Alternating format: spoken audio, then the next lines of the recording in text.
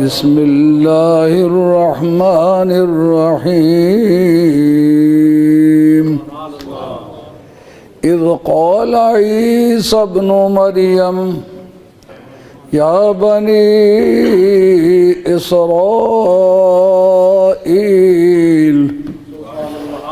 انی رسول الیکم مصدقا لما معکم لتؤمنن مصدقا لما معكم ومبشرا برسول يأتي من بعد اسمه احمد صدق اللہ مولانا العظیم۔ مسئلہ ہے ختم نبوت کا۔ ختم نبوت قرآن مجید کے صریح لفظوں میں موجود ہے۔ ما کان محمد ابا احد من رجالکم ولکن رسول اللہ وخاتم النبیین۔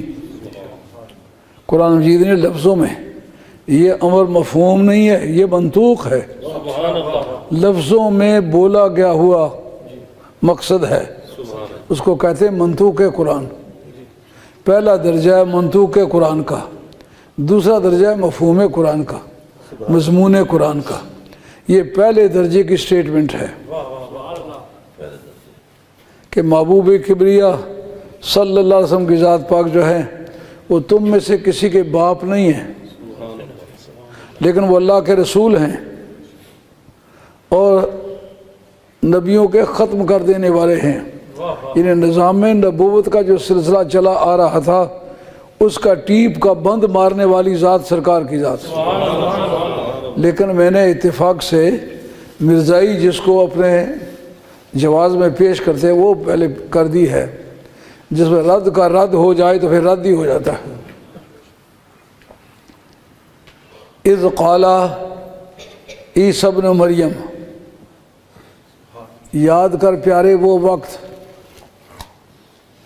جب عیسیٰ جو کہ حضرت مریم کے صاحبزادے ہیں، انہوں نے کہا، کس سے؟ بنی اسرائیل سے، یا بنی اسرائیل۔ اس پر ایک بڑی لطیف بات میرے ذہن میں آتی ہے، پتہ نہیں آپ اس کو سن کے خوشی محسوس کریں گے یا نہیں، لیکن بہرحال میرے نزدیک بڑا ایک وزنی نکتہ ہے۔ اس سے پہلے جملے میں موسیٰ علیہ السلام کا ذکر ہے۔ اذ قال لقومہ، یا قوم، جس وقت اس نے اپنی قوم سے کہا اے میری قوم کے لوگوں۔ اس جگہ ساتھ ہی ذکر آیا عیسیٰ علیہ السلام کا، انہوں نے کہا یا بنی اسرائیل۔ اس کی کیا وجہ ہے؟ کہا دراصل ان کی نسب ان میں سے نہیں تھی، نسب چلتی ہے باپ سے۔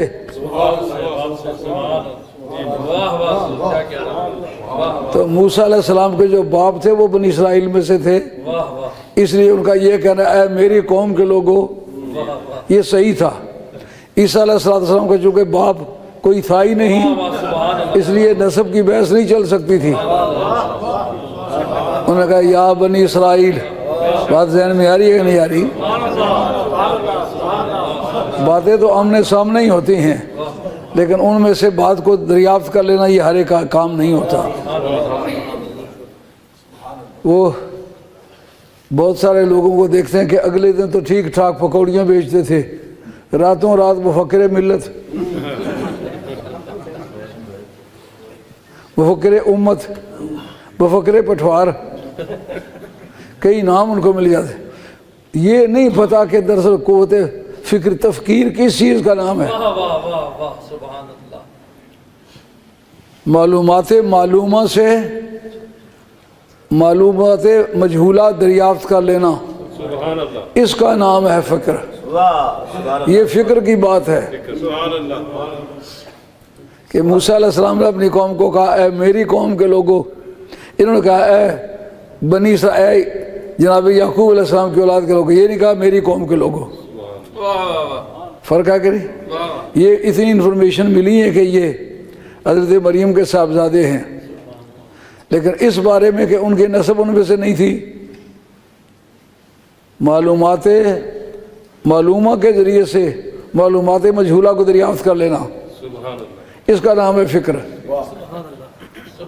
سمجھیے بات؟ اب جس کو رات کو قبض رہے صبح کے وقت بھوکر بن جاتا ہے، یہ بڑی دقت کی بات ہے۔ حضرت عیسیٰ علیہ السلام ان کا ریفرنس کوٹ کیا ہے، ایک رسول، اس کی جاب بتلائی، جاب رسول کی ہوتی کیا ہے؟ اس کا ایک کام تو یہ ہوتا ہے جو گزرے ہوئے ہیں ان کی تصدیق کرے۔ تصدیق کب کرے گا؟ جب اس کے پاس غیب کا علم ہوگا، کیونکہ جو گزر چکے وہ تو آنکھوں سے اوجھل ہو گئے، ان کی تصدیق کیسے کرے گا؟ سچائی کو کنفرم کرنا، اس کا نام ہے تصدیق۔ اس کا مطلب نبی کا جاب شروع ہوتی ہے غیب سے ہی۔ انہوں نے کہا میں تمہارے سامنے تصدیق کرنے کے لیے آیا ہوں، مصدق بن کے آیا ہوں، مصدقاً۔ یہ حال ہے۔ حال کس طرح کا ہے؟ تعلیلیہ ہے۔ حال جس کو انگریزی میں کہتے ہیں ایکیوزیٹیو آف سینٹینس، ایکیوزیٹیو آف سینٹینس حال کا ترجمہ ہے۔ عربی میں اس کو کہتے ہیں حال۔ حال کس بات کا نام ہے؟ فاعل کے فعل کرنے کے وقت جو اس کا حال تھا، یا مفعول پر فعل واقع ہونے کے وقت جو مفعول کا حال تھا، اس کا نام ہے حال۔ اس کی کئی قسمیں ہیں، ان میں ایک ہے حال تعلیلیہ، وجہ بیان کرتا ہے۔ کہتے ہیں میں آیا ہوں، لیکن آنے کا مقصد کیا ہے؟ تصدیق کروں اس چیز کی جو پہلے گزر چکے ہیں۔ سارے نبیوں کی تصدیق کی، سارے نبیوں کی نہ لسٹ ان کے سامنے ہے نہ کتاب ان کے سامنے ہے، تصدیق کرتے ہیں۔ جب تک غیب نہ جانے تصدیق کیسے ہوگی؟ ہے نا بات خیال؟ ایک آدمی گواہ کے طور پر کورٹ میں پیش ہوتا ہے تو اس سے عدالت پوچھتی ہے یہ بات صحیح ہے؟ اس کا نام ہے تصدیق۔ اگر اس کو سچ مجھ پتہ ہے تو پھر وہ تصدیق کرے گا۔ ان کے متعلق بات ہونا جو سامنے بھی نہیں ہے، ان کی ہسٹری بھی نہیں ہے، ان میں سے کوئی ممبر موجود بھی نہیں ہے، ان کی تصدیق کرنے کے لیے آیا ہوں۔ دوسرا، مبشر برسول، میں ایک رسول کی خوشخبری سنا رہا ہوں، خوشخبری سنانے کے لیے آیا ہوں۔ یہ بھی حال تعلیلیہ ہے، علت بیان کرتا ہے۔ جو پہلے حال گزرا ہو، ذوالحال گزرا، اس کی وجہ بیان کرتا ہے، کس وجہ سے آیا ہوں۔ کا پہلوں کی تصدیق کرنے کے لیے آیا ہوں، آنے والے کے لیے بشارت دینے کے لیے آیا ہوں۔ یہ نبی کی بنیادی جاب ہے۔ اب اس کی روشنی میں دیکھتے ہیں انہوں نے نام کس کا لیا؟ انہوں نے نام لیا ہے احمد۔ مرزا قادیانی بولے کہ احمد سے مراد میں ہوں۔ اگر کیوا خان نام ہوتا تو وہ کہتا میں مراد ہوں۔ کون بات کو مانتا کہ لغت کے لحاظ سے کیوا خان کا معنی احمد نہیں ہے؟ اب تم وہ غلام احمد، مرکب اضافی ہے۔ مرکب اضافی میں جو کلمہ اول ہوتا ہے وہ فاعل واقع ہوتا ہے۔ غلام احمد ہے، تو احمد کا غلام ہے۔ جس کا تو غلام ہے تو خود وہ احمد ہونے کا دعویٰ نہ کر۔ کہا پھر انہوں نے احمد کیوں کہا ہے، محمد کیوں نہیں کہا؟ کہا دراصل آج رات بھی یہ بات چھڑی ہوئی تھی، ایک شخص کے کئی نام کیوں ہوتے ہیں؟ کہا تعدد صفات کی ترجمانی کے لیے تعدد اسماء ہوتا ہے، یعنی کسی کے اندر صفتیں بہت پائی جائیں تو اس وقت پھر اس کے لیے نام بھی بہت سارے تجویز ہوتے ہیں۔ مثلا وہی آدمی پہلوان ہو، وہی آدمی قاری ہو، اور وہی آدمی باکسر ہو، وہی آدمی عالم ہو، وہی آدمی مناظر ہو، وہی آدمی تاجر ہو، تو تاجر کہنے سے پہلوان مراد نہیں ہو سکتا، پہلوان کہنے سے قاری مراد نہیں ہو سکتا، چونکہ جتنے بھی اسماء ہیں ان کے سب کی تعبیر کے لیے الگ الگ اسم چاہیے ہوں گے۔ سرکار کا ایک آدھ نام نہیں۔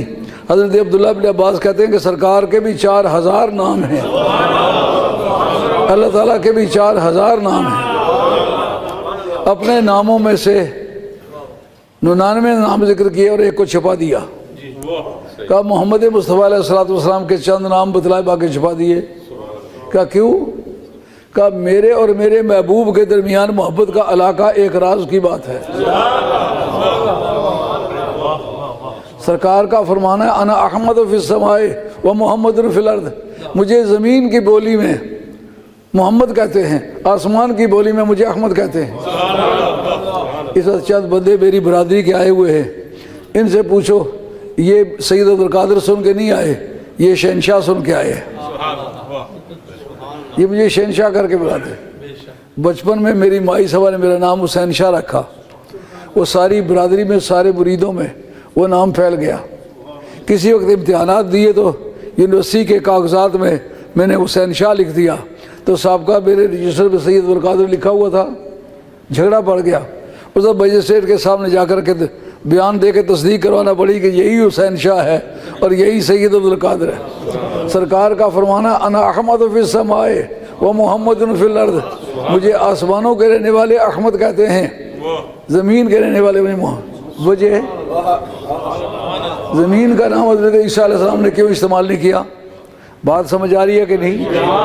میری تقریر میں ایک بڑا بنیادی عیب ہے، اس کو میں ساری زندگی دور نہیں کر سکا، کہ جو قواعد بیچ میں بیان کر جاتا ہوں اسے ذرا بات مشکل ہو جاتی ہے، سمجھنے میں دقت ہوتی ہے۔ اگر سمجھنے میں دقت ہو تو بے شک آپ مجھے کہہ سکتے ہیں۔ اس وقت یہ سوال اٹھتا ہے کہ عیسیٰ علیہ السلام نے وہ زمین والا نام کیوں نہیں استعمال کیا؟ کہ دراصل قاعدہ یہ ہوتا ہے، اصلی وطن کسی کا وہ سمجھا جاتا ہے جو کسی کے باپ کا ہو۔ اب مجھ سے کوئی پوچھے تیرا وطن کون سا، میں کہتا ہوں پاکستان، اس کے بعد پوچھے کہ سندھ سیدان۔ اب حضرت عیسیٰ علیہ السلام کا وطن اسٹیبلش کرنا چاہتے ہیں، کہ دراصل آپ کا ابا تو تھا نہیں۔ جس وقت آپ کی ولادت کا معاملہ چلنے لگا تو حضرت جبریل امین نے آ کے پھونک ماری باہر سے، مائی صاحبہ کا تقدس بھی قائم رہے اور بیٹا بھی ان کے بطن مبارک میں آ جائے۔ اب ابا تو نہیں ہے، لیکن ابے والا کردار کس نے ادا کیا؟ ایک پھونک نے۔ وہ کہاں کی رہنے والی تھی؟ کہا آسمان کی رہنے والی۔ اس لیے جب ہجرت کا وقت آیا، بات سمجھ آتی ہے، جو حضرت آدم علیہ السلام مہاجر ہو کر کے آئے، وطن اصلی کی طرف آئے، ان کا تو ابا تھا نہیں، لیکن ابے والا کردار مٹی نے ادا کیا تھا، ان کو مٹی سے بنایا تھا، مہاجروں کے مٹی کی طرف آئے۔ بات سمجھ آ رہی ہے؟ بے شک یہ کہیں ساری زندگی شاہ صاحب کی تقریریں سنتے رہے، ہر روز نیا طور نئی برکت تجلی۔ آپ کو جو مٹی لگی ہوئی تھی وہ مواد مہیا کرنے کا کام کون کرتا ہے؟ باپ۔ تو وہ مٹی نے کیا، وہ زمین ہے۔ تو جو جنت سے آپ کو نکالا گیا، کہتے توبہ منظور ہو گئی۔ توبہ منظور ہو تو ری انسٹیٹمنٹ ہو جاتی ہے نا، وہ ریسٹور ہو جاتا ہے نا۔ ان کو واپس جنت میں کیوں نہیں بھیجا؟ کہا تھا جنت میں ٹریننگ کے لیے بھیجا تھا، انی جاعل فی الارض خلیفہ، زمین ہی میں خلیفہ بنانے لگا ہوں، جنت میں خلیفہ نہیں بنانے لگا۔ لیکن جب مہاجر بن کے آئے تو کہاں آئے؟ زمین پر آئے۔ اور یہ قاعدہ ہے کہ جو جہاں سے مہاجر ہو کر آئے، اگر آل حق میں سے ہے وہاں فاتح بن کے ضرور جاتا ہے۔ آدم علیہ السلام جنت سے مہاجر بن کر کے آئے، لیکن ایک دن وہ فاتح جنت بن کے ضرور جائیں گے۔ شیطان تو گھبرایا تھا یہ جوڑا بھی جنت میں نہ رہے، تو جب لاکھوں کروڑوں کی تعداد میں آدم علیہ السلام اپنی اولاد کو لے کر دوبارہ جنت میں جائیں گے، تو یہ فاتح کی حیثیت ہے کہ نہیں؟ اب نبی کریم علیہ السلام مہاجر بن کے گئے مدینہ طیبہ کی طرف۔ مدینہ طیبہ کی طرف کیوں گئے؟ کہ آپ کے والد صاحب کا جو خمیر تھا نا وہ مدینہ طیبہ کا تھا، اس لیے نسبت پدری بنتی ہے مدینہ شریف کے ساتھ۔ لیکن جہاں سے مہاجر ہو کر کے گئے تھے ایک دن فاتح ہو کر ضرور آئے۔ دیکھا کہ نہیں دیکھا؟ عیسیٰ علیہ السلام زمین سے مہاجر ہو کر کے گئے ہیں، آسمان پر گئے ہیں، ایک دن ضرور فاتح بن کر کے آئیں گے، لیکن رب نے ان کی آمد کی نشانیاں دے دی۔ اب مرزا جی ہمارے علم عقیدہ کا مسئلہ ہے، ہمارے علماء عقائد نے اس پر بحث چھیڑی ہے، جو شرح عقائد کی شروع ہے 12 یا 14 شروع میرے پاس موجود ہے، سب نے لکھا ہے کہ نبی کے ضروریات نبوت میں سے ہے خوبصورت ہونا. کسی بدصورت کو رب نبی کبھی بنا کے نہ بھیجے.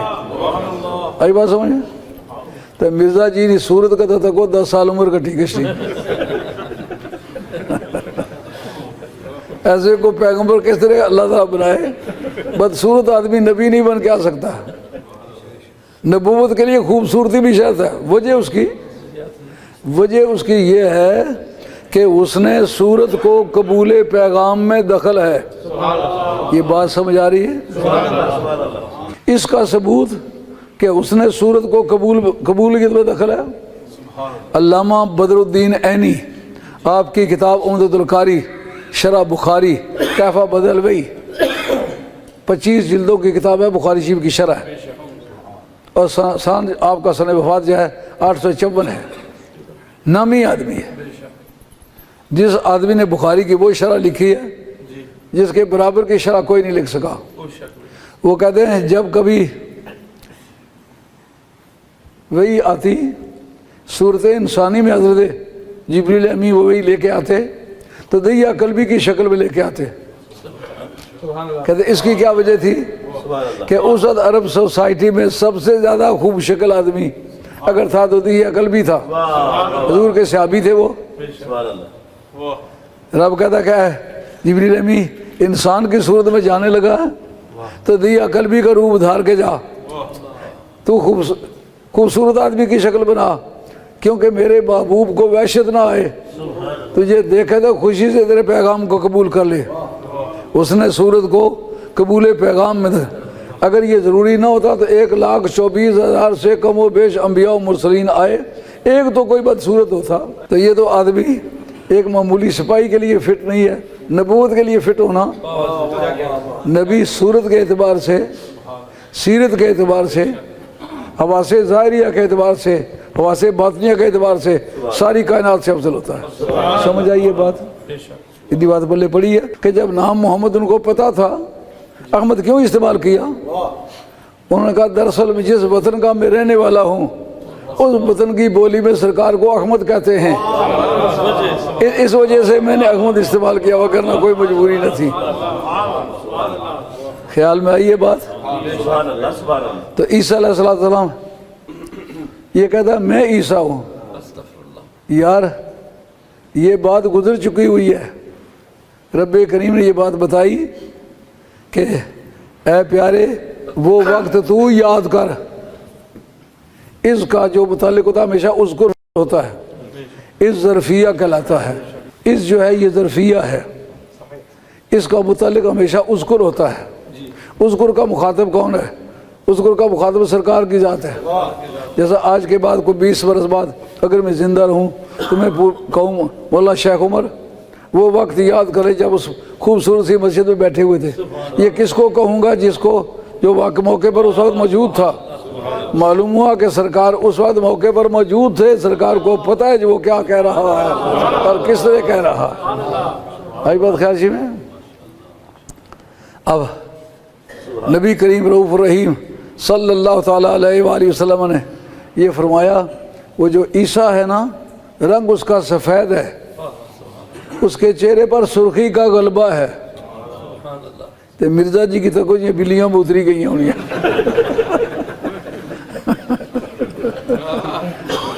سخت کلوڑا بے ہو تو فوٹو رکھے مختلف پوزیں. دیکھو انتہائی بدصورت آدمی.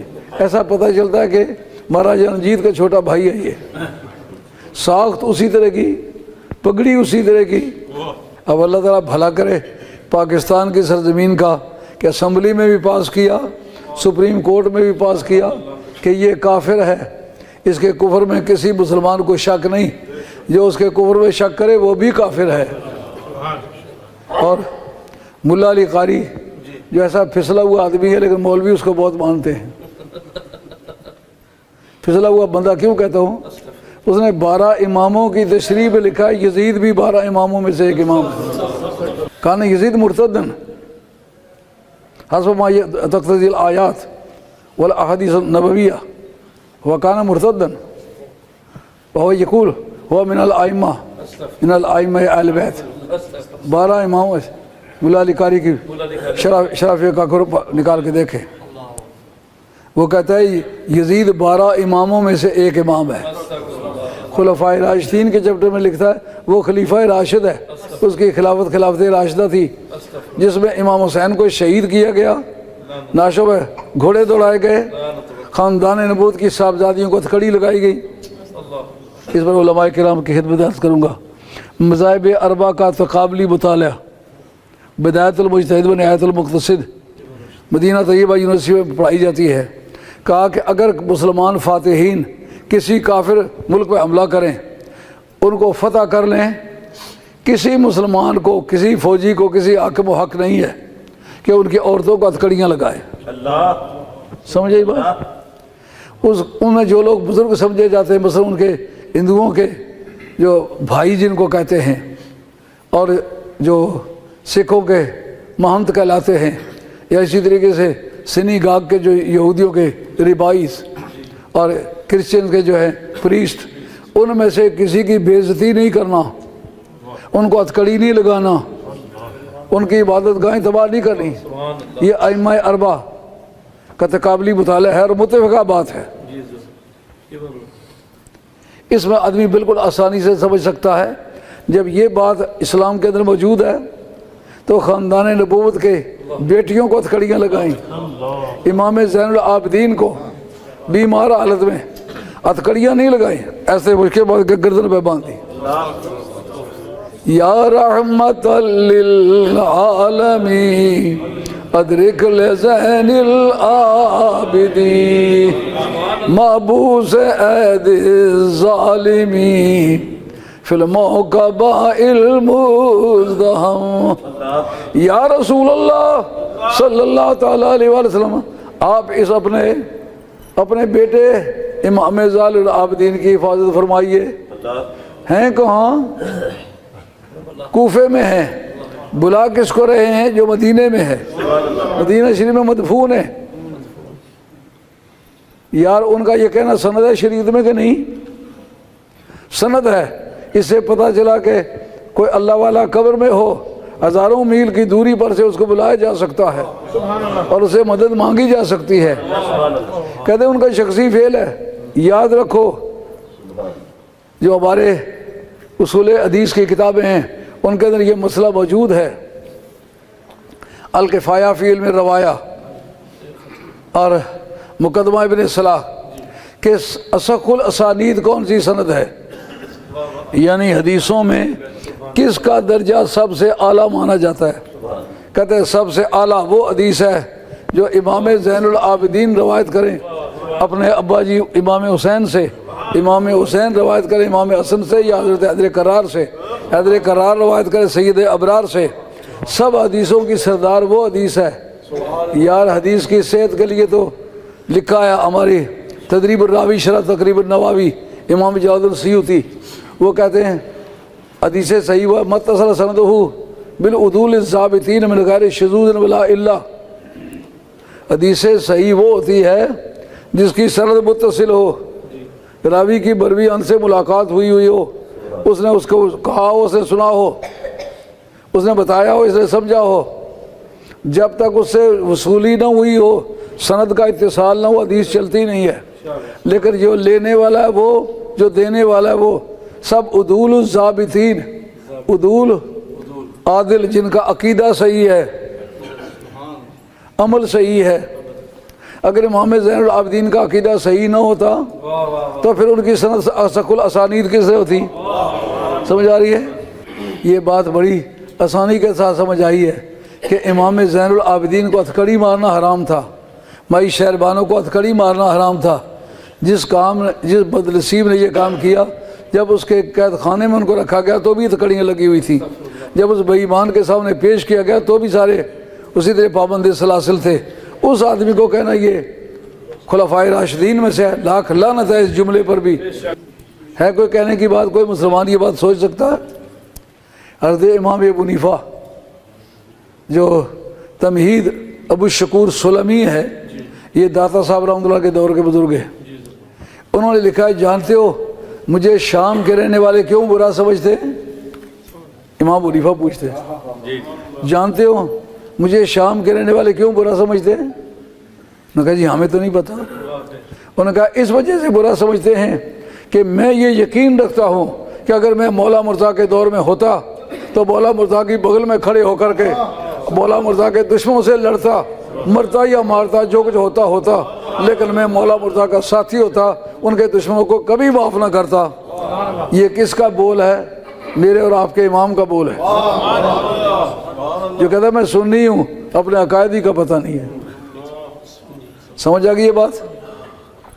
تو حضرت نبی کریم علیہ السلام نے ان کا حلیہ بتایا کہ جس کو عیسیٰ کہتے ہو، رنگ گورا اور گورے رنگ پر سرخی، قد درمیانہ، اور غسل کی حالت میں ان کے بالوں سے پانی ٹپک رہا ہوگا جب وہ آئیں گے، سفید مینار پر اتریں گے، اور یہاں ان کے پاس ایک عیسائیوں کا مینار ہے، وہ کہتے ہیں یہاں اتریں گے۔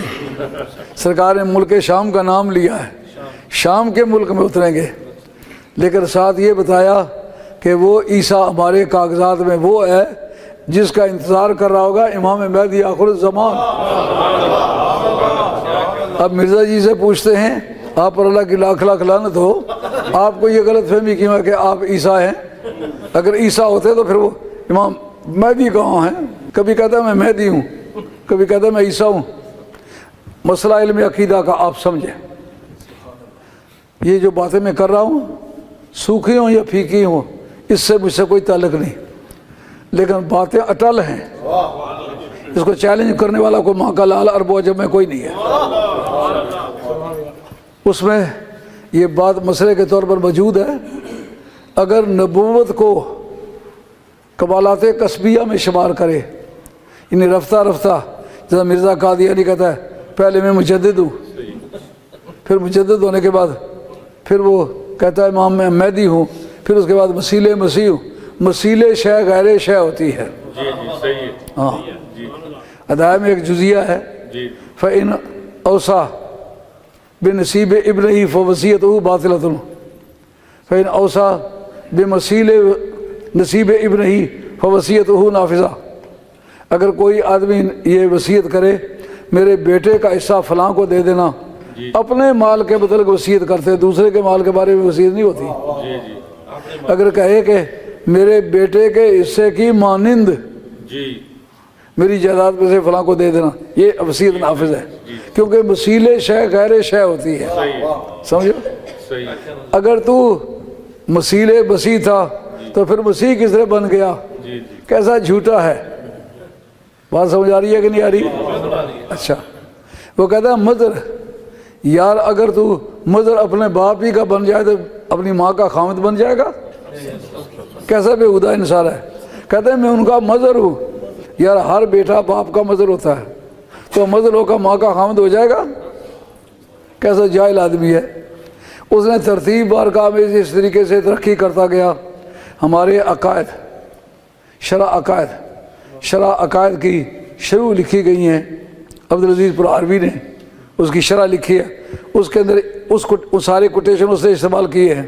بتایا کہ کوئی آدمی یہ کہے کہ ترتیب بار میں عبادت کرتا گیا، ترقی کرتا گیا، وہ یہ جملہ کہتے ہی کافر ہے۔ کیوں؟ کہ نبوت کمالات قصبیہ میں سے نہیں ہے، کمالات وابیہ میں سے ہے۔ ہے بات خارجی میں؟ جو کمالات اللہ تعالیٰ کرتا ہے ان کا نام ہے وابی، جو خود محنت کرے تو محنت کے بدلے میں ملتے ہیں تو وہ کمالات قصبیہ کہلاتے ہیں۔ نبوت کمالات قصبیہ میں سے نہیں، یہ کمالات وابیہ میں سے ہے۔ اس کے بعد اب مرزا جی سے ہم یہ پوچھتے ہیں، اس سارے قرآن کو کھا جاؤ گے؟ قرآن میں جب کہا ما کان محمد ابا احد من رجالکم ولکن رسول اللہ و خاتم النبیین، اس موقع پر میں آپ سے درخواست کروں گا کہ جب قرآن مجید نے یہ کہا نبی تم میں سے کسی مرد کے باپ نہیں ہے، حسن و حسین کہتے ہیں سرکار ہمارے باپ ہے، لیکن جب یہ جملہ بولا تو اس وقت بچے تھے، اس وقت مرد نہیں تھے، اس لیے وہ اس سے مستثنیٰ ہے۔ سرکار نے وضاحت کی ہوئی ہے، ان اللہ جعل ذریۃ کل نبی فی صلبہ وجعل ذریتہ فی صلب علی، اور سب نبیوں کی اولاد اللہ نے ان کے اپنی پشت میں رکھی ہے، میری اولاد اللہ تعالیٰ نے علی کی پشت میں رکھی ہے۔ جب کہتے ہیں کہ غوث پاک نے یہ کہا کہ محی الدین ابن عربی کو کہ باپ کو کہ میری پشت سے پشت رگڑو، میری پشت میں ایک بچہ ہے، میں تمہاری پشت میں ٹرانسفر کرتا ہوں۔ کہتے اس کا ثبوت یار اولاد نبی کی پشت میں علی کے رکھ دی گئی، یہ معجزے کے طور پر ہوا۔ کل ما یمکن للنبی معجزۃ یمکن لولیہ کرامۃ، جو چیز معجزے کے طور پر نبی کے لیے ممکن ہو وہ ولی امتی کے لیے بطور کرامت کے ممکن ہوتی ہے۔ سرکار نے اپنی اولاد کے ٹرانسفر ہونے کا ذکر کیا کہ نہیں کیا؟ اس نے ثابت کر دیا کہ نہیں ٹرانسفر ہو سکتی ہے اولاد۔ اور وہ کہتے ہیں ہم اولاد علی میں سے ہیں، لیکن سرکار نے وضاحت نہ کی ہوتی تو پھر یہ بچانس تھا ان کے لیے۔ سرکار نے فرمایا کلو بنی امن ینتمون الی ابیہم وعصبتہم الا ولد فاطمہ الحسن والحسین فانہما ینتسبان الی فانا ابوہم فانا عصبتہم۔ یہ طبرانی کی حدیث ہے، طبرانی کی حدیث ہے۔ تو اب سرکار کا جو فرمانا تھا میری اولاد علی کی پشت میں رکھی گئی، تو ان کو خیال ہوا کہ جتنے بھی علی کی اولاد ہے، آپ کے 17 بیٹیاں اور 14 بیٹے ہیں، سید صرف حسن و حسین ہے، باقی کوئی سید آگے بات سمجھو۔ جو کوئی سید کہلاتا ہے اس سے پوچھو تمہاری برادری کہاں ہے۔ ایک بار ایک بزرگ گئے ہمارے کول، وہ رتالے نے سے بڑے اچھے لمبے لاڑے، پوچھا تساں کون ہو؟ میں کہا تساں ہم جنس ہاں۔ ہمارے ہم جنس کس طرح ہو؟ آخر میں بھی سید ہاں۔ میں شکل تو نہیں سید نالی نہیں لگنی، سید بڑے بڑے کلوڑے بھی تکے، لیکن انہیں چہرے اٹریکشن ہونی جس دل چکن ہونا، بندہ سمجھنا ہی سید ہاں۔ نہ گئے شالا دیتا میں اے بھی سیدہ نے نہ ہونے، یہ اللہ دیتا، اللہ بچایا، اللہ گوایا، اللہ دوایا، اللہ دڑایا، یہ عام طور سے امتیاں نے نہ ہونے، سیدہ نے ناشتہ نہیں ہونے، انہوں نے یہ حسن حسین وغیرہ یہ نہ ہونے۔ اچھا میں پوچھا کہڑے سید ہو؟ 2-3 باری بخ بخ بخ بخ کیتا، کہڑا چڑھ سے بخاری ہے، لیکن ہونا تو راکھی کی نہ رہا۔ میں کہا تو قبر تو ٹبر قبیلہ دسو۔ ایک اجلا مرزے نہ گل کرنے مرزا پھنسی کس طرح؟ وہ تو کون ہے؟ مئو نے نا چراغ بی بی، تو اس نے ایک ساتھی سا اس عورت نہ اس کی کسیٹھی آ رہا سا، سمجھے کیسے خوبصورت۔ ہم نے سن 53 میں اس پر رسالے چھاپے تھے، اس کا پورا شجرہ چھاپا تھا۔ شجرہ بھی ایک پہچان ہے، یہ خاندانی طور پر مغل ہے، اور اس کے مرزے کے جھوٹا ہونے کے لیے ایک شہادت یہاں مانچسٹر میں موجود ہے۔ وہ جو کبیری صاحب یا صغیری صاحب یا کیا نام ہے، وہ 2-3 بھائی ہیں مغلوں میں سے، وہ مغل ہیں۔ ان کی اس چچی کا نام ہے محمدی بیگم، جس کے مطلب مرزا جی کہتے تھے میرے ساتھ نکاح ہوا اس کا آسمان پر، لیکن وہ ساری زندگی ترستے مر گئے۔ اس کی کوئی جائیداد تھی وہ لینا چاہتے تھے، شجرے میں آ کے مرزا جی کی نبوت بھی پھنس گئی۔ انہوں نے یار صغیری یا کبیری ان کا نام تھا، 2 بھائی تھے، بیگ صاحب کے گردا کے وہ گھومتے رہتے تھے، وہ مغل تھے، یہ مرزے کے قریبی رشتہ دار تھے۔ محمدی بیگم ان کی سگی چچی تھی، اس کے خاوند کا نام بھی غلام احمد تھا، لیکن وہ مسلمان تھا، اور وہ محمدی بیگم بھی مسلمان تھی۔ لڑائی میں بم بھی گرا، وہ بری طرح زخمی والے کو زندہ بچ گیا، اور وہ اسی کے نکاح میں مری ہے، اور مرزا جی اسی دے ڈھول بجاتے رہ گئے۔ آئی بات خیال شی میں؟ ان باتوں نے ثابت کر دیا کہ مرزا جی شجرے والے جھوٹے ہیں، ان کے جھوٹے ہونا میں کوئی شک نہیں ہے۔ یہ کتنی بڑی شہادت ہے، اگر آپ کو ضرورت پڑے تو میں وہ آدمی تلاش کر دوں گا، مانچسٹر میں ہے، میں ان کو جانتا ہوں، بشیری صاحب، ہاں وہ کسی بشیر صاحب کے مرید ہیں، ان کو بشیری صاحب کہتے ہیں، میں اچھی طرح جانتا ہوں ان کو۔ یہ مرزا قادیانی کے قریبی رشتہ داروں میں سے تھے۔ اور مرزا جی نے جو جھوٹ کہے ہیں ان میں اعلیٰ درجے کا جھوٹ یا ساری زندگی کا وہی آئی ہے، میرا نکاح آسمانہ پر ہوا۔ نبیوں کی وہی جھوٹی ہوتی ہے۔ ازالۃ الاوہام کے مقدمے میں لکھتا ہے نبیوں کی بہت ساری وحییں غلط ہو جاتی ہیں۔ یار نبی بھی ہو اور جھوٹا بھی ہو، وَاذْكُرْ فِي الْكِتَابِ إِبْرَاهِيمَ إِنَّهُ كَانَ صِدِّيقًا نَبِيًّا۔ یاد کرو کتاب میں حضرت ابراہیم علیہ السلام کو، وہ بڑے سچے تھے۔ نبی سچے ہوتے ہیں، نبی جھوٹے نہیں۔ جھوٹا ہو تو پھر وہ نبی نہیں ہو سکتا۔ نبی پاک علیہ السلام کی سچائی کو لوگوں نے پرکھا، اس طرح پرکھا کہ جس وقت حضرت عباس قیدی بن کے مدینہ شریف سرکار کے قید خانے میں آئے، سرکار نے قیدی تقسیم کیے، اپنے چچے کے بدل فرمایا یہ میرا باپ مجھے دے دو۔ سرکار فرمایا جس کے پاس پیسے وہ پیسے دے کے نجات حاصل کر لے، جس کے پاس پیسے نہیں وہ 10 صحابہ کو پڑھنا لکھنا سکھا دے۔ حضرت عباس بولے، انہوں نے کہا میرے پاس کوئی پیسے نہیں ہیں تو میں لکھنا پڑھنا بھی جانتا نہیں ہوں، مطلب یہ مجھے مفت چھوڑ دو۔ سرکار نے فرمایا آپ کے پاس پیسے نہیں ہیں تو جب گھر سے نکلنے لگے تھے، ایک پاؤں جو تھا دہلیز سے باہر تھا، ایک اندر تھا، میری چچی کی طرف گردن موڑ کے آپ نے کہا تھا کہ میں جا رہا ہوں، اگر میں مارا گیا تو فلاں کونے میں اتنے پیسے دفن ہے، وہ نکال کے اپنا کام چلا لینا۔ وہ پیسے نہیں ہے۔ حضرت عباس کہتے ہیں میرا کفر اس تاریخ ٹوٹ گیا، میں سمجھ گیا کہ یہ سچا ہے، یہ نبی ہے۔ مرزا جی عدالت میں پیش ہونے لگے تو آپ نے امامہ باندھا ہوا ہے، ساتھ ان کا جھوٹا موٹا صحابی، وہ پرائیویٹ نبی ہے نا، خدا کی طرف سے بھیجا ہوا نے۔ اس نے پوچھا حضرت نبوت مآب یہ سر پر کیا ہے؟ ان کا امامہ ہے۔ ان کا یہ اس کا اظہار بند لٹک رہا ہے، یہ امامہ نہیں یہ پجامہ ہے۔ اب جناب کہلائے نبی اور حالت اس کی یہ ہو کہ عورت کا پجامہ اس کے سر پر ہے۔ شمائل تھے ان کی، ایک شمائل ہے اس کا ہے کہ مرزا قادیانی صاحب کو سخت پیشاب کی تکلیف تھی، وہ مریض تھے ڈیبیٹیز کے، اور آپ کا حافظہ بھی بڑا کمزور تھا، 5 منٹ بھی پیشاب روک نہیں سکتے تھے۔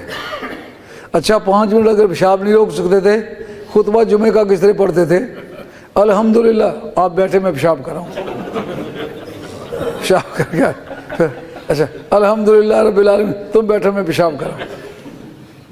غضب یہ کہ طبیعت میں بلا کی سادگی تھی، دایاں جوتا بائیں پاؤں میں، بایاں جوتا دائیں پاؤں میں پہن لیتے تھے۔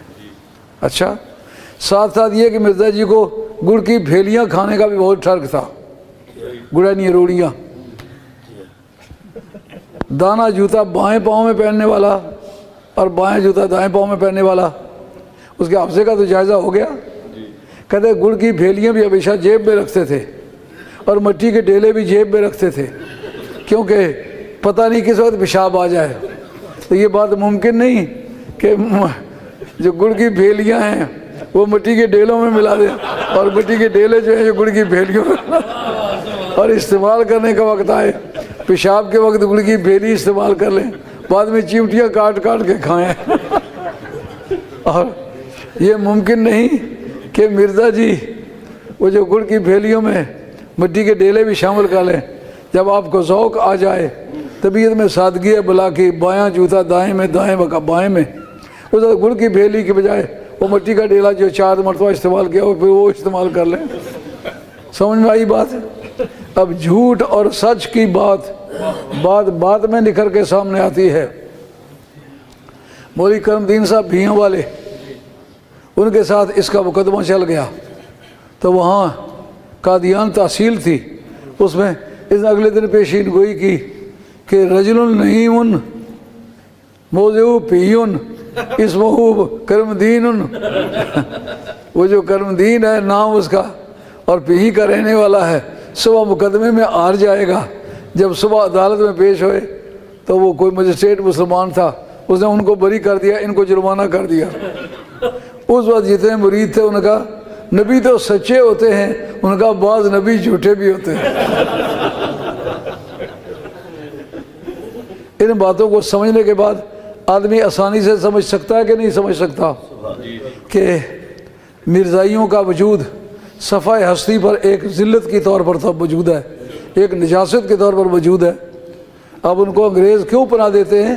انہوں نے ستارہ کیسرا میں خود کہا ہے کہ انگریز مجھے کبھی فراموش نہیں کر سکتے، کیونکہ میں انگریز کا خود کاشتہ پودا ہوں۔ وہ نبی اور کافر نے اس کو کاشت کیا ہو، اور وہ کہتے ہیں کہ گورنمنٹ برطانیہ مجھے کبھی فراموش نہیں کر سکتی۔ میں نے ان کی تائید میں لکھ لکھ کے 50 الماریاں بھر ڈالی ہیں۔ سرکار کی شان میں تم نے ایک الماری نہیں لکھی، اور کافروں کی شان میں تم نے 50 الماریاں لکھی ہیں۔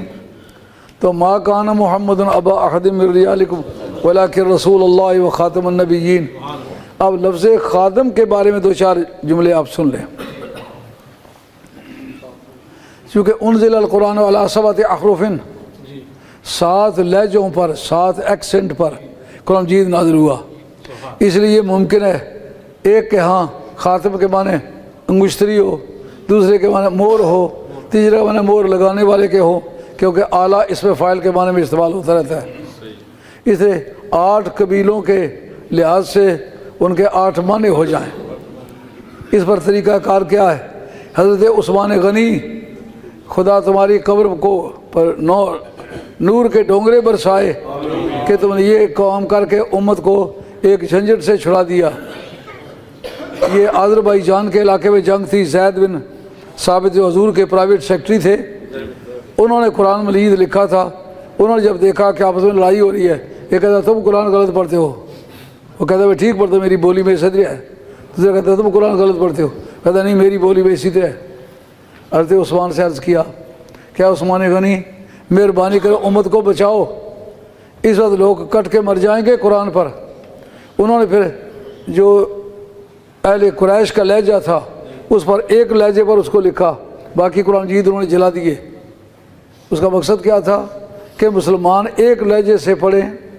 اب وہ تو دور تھا حضرت عثمان کا، لیکن اصولی طور پر جس وقت سوال پیدا ہوا کہ مسیلمۃ الکذاب ہے، اس کے مقابلے میں کیا کریں، وہ 7 لہجوں والے اس میں موجود تھے۔ کل 13,000 آرمی تھی جو ساری کی ساری اس کے مقابلے میں لڑنے کے لیے گئی۔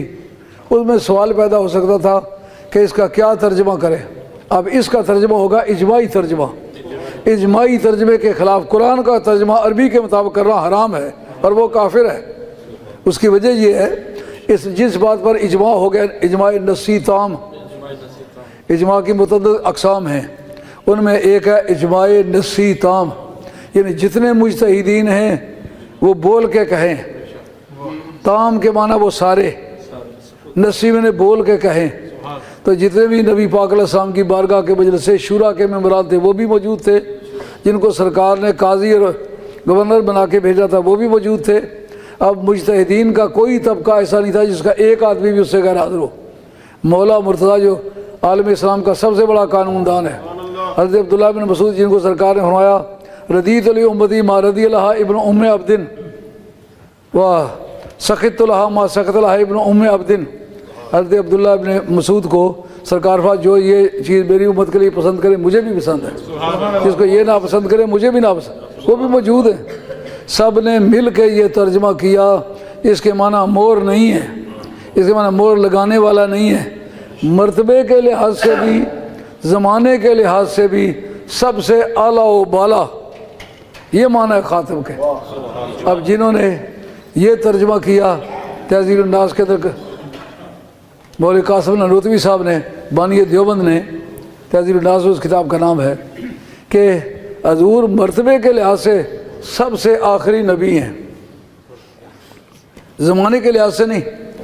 زمانے کے لحاظ سے آخری ہونا یہ بذات کوئی خوبی نہیں ہے، یہ اس نے کہا ہے۔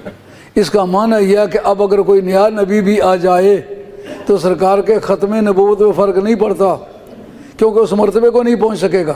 یہ ترجمہ کفریہ ہے، اسی لیے اعلیٰ ذکا من شک فی کفرہ و عذابہ فقط کفر، جو اس کو کافر نہ سمجھے اس کے عذاب میں شک کرے وہ بھی کافر ہے۔ سمجھو بات، یہ اجماعی ترجمہ ہے۔ اس ترجمے کی صدارت کس نے کی؟ حضرت ابوبکر صدیق خلیفہ اول برحق نے کی۔ فاروق اعظم اس میں موجود تھے، عثمان غنی موجود تھے، عشرہ مبشرہ موجود تھے، حاضرین بدر موجود تھے، حاضرین احد موجود تھے، اور صلح حدیبیہ کے حاضرین موجود تھے۔ کوئی غیر حاضر نہیں تھا جس کی بولی کی ضرورت ہو وہ بولا نہ ہو، سب نے بول کے کہا۔ اب خاتم النبیین کا ترجمہ وہ کرنا پڑے گا جو صحابہ نے مل کے کیا ہے، سمجھے بات؟ اس قرآن کی جتنی آیات ہیں، جتنے پارے ہیں، اگر کوئی اور عربی لے کر کے اس کے ساتھ جڑ دے، ہمارے پاس اس کو کافر کہنے کی کیا دلیل ہے کہ یہ اجماع صحابہ کے خلاف ہے۔ پہلا درجہ ہے اجماع صحابہ کا۔ شامی اگر آپ اٹھا کے پڑھیں تو کہا سوائے صحابہ کے اجماع کے اور کوئی بھی اجماع ایسا نہیں جس کا انکار کفر ہو، لیکن صحابہ کا اجماع نصی تام ایسا ہے کہ اس کا منکر کافر ہے۔ یہ تھا آج کا بیان جو آپ کے سامنے میں نے پیش کیا ہے۔ ثابت یہ کر رہا تھا کہ ان کو برا ہم کیوں کہتے ہیں، یہ دلائل میں نے آپ کے سامنے رکھے۔ ایک ہے قرآن و حدیث کے دلائل۔ سرکار نے فرمایا لم یبعث اللہ نبیا الا حذر امتہ الدجال وانا آخر الانبیاء وانتم آخر الامم۔ کوئی نبی ایسا نہیں ہے جسے اپنی امت کو دجال سے ڈرایا نہ ہو، اور میں آخری نبی ہوں، تم آخری امت ہو، وہو خارج فیکم لا محالہ، خواہ بخواہ وہ تم میں ظاہر ہوگا۔ سرکار نے یہ فرمایا کہ لا تقوم الساعہ حتی یبعث الدجالون کذابون، جب تک دجال اور جھوٹے کئی ایک پیدا نہ ہوں اس تک قیامت قائم نہیں ہوگی۔ وَيَزَمُ كُلُّهُمْ يَزَمُ أَنَّهُ نَبِيٌّ، اس ہر ایک کو یہ بیماری ہوگی، وہ سمجھے گا میں نبی ہوں۔ یہ مرزا قادیانی کے ماننے والوں نے بھی کئی نبیوں کو دعوے کیے۔ جلائے کو بندہ چنگے نے علاقے رہا تو اس کی گل کرا، گجر خانے جو گراہ چنگا بنگیال، اس نال ایک ٹوکے چودھریاں، اتھر نہ ایک سی فضل خان الفضل، جو مرزائیوں کا رسالہ ہے نا یہ اسی کے نام پر ہے۔ وہ خبیث لکھنے پڑھنے والا آدمی تھا، ان کو عہدے انگریز نے کافی دیے تھے، اور اس فضل خان نے بھی ایک مرتبہ کہا اللہ نے مجھے مرزا کے بروز کے طور پر مجھے بھی نبی بنایا۔ یہ نبوت کا دروازہ ایسا کھولا ہے کہ جناب جس آدمی کو بیگم اوشا گھر میں بولنے نہیں دیتی وہ نبوت کے دعوے کرتا تھا۔ اللہ میرا اور آپ کا خاتمہ سچے دین پر کرے، اور اپنے حبیب پاک کے دفعہ خاتمہ سچے دین پر کرے، اور مرتے وقت سرکار کا کلمہ پاک نصیب کرے۔